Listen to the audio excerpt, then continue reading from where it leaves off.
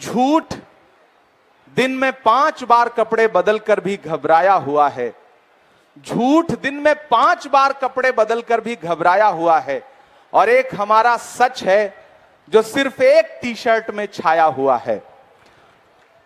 राहुल गांधी जी ने वोट की चोरी का जो मामला पकड़ा है, उसके बाद से पूरे देश में चुनाव आयोग और चुनाव आयोग के सहयोगी यानी कि मौजूदा सरकार दिल्ली हो या पटना की हो, जिस तरह से उनके बीच में बेचैनी है, घबराहट है, आरोप चुनाव आयोग पर लग रहे हैं, जवाब कोई और दे रहा है। और उसके खिलाफ राहुल जी ने जनता की अदालत में और खास तौर से राजनीति की जो धरती है बिहार, उस वहां की जनता की अदालत में आने का जो फैसला किया, उसने पूरे देश में क्रांति ला दी है। पहले दिन से जब से यात्रा प्रारंभ हुई है, आप देख रहे हैं, पत्रकार साथी देख रहे हैं कि यात्रा दिन ब दिन जनता को कनेक्ट करती जा रही है। और अब तो 4-4, 5-5 साल के छोटे छोटे बच्चे भी स्वतः यात्रा में आ रहे हैं और राहुल गांधी जी के नारे के साथ अपना नारा जोड़ रहे हैं। प्रधानमंत्री जी भी अभी आके गए।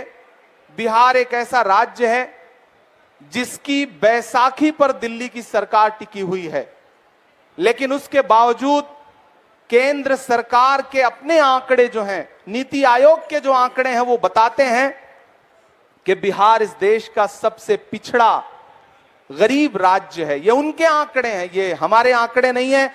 ये कंप्यूटर में आप देख सकते हैं। नीति आयोग कह रहा है कि बिहार सबसे पिछड़ा राज्य है।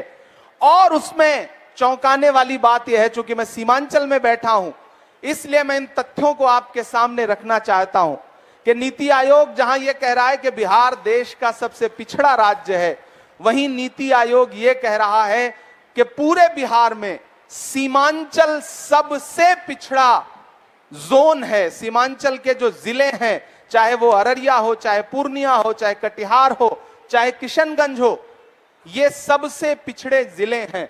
साथ साथ कोसी, सुपौल और उसके आसपास के जो जनपद हैं, वो सबसे पिछड़े जिलों में आते हैं।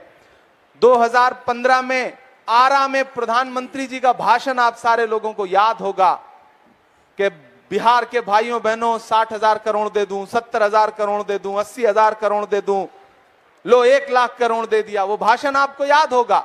मैंने देश की पार्लियामेंट में भी उस भाषण का उल्लेख किया था।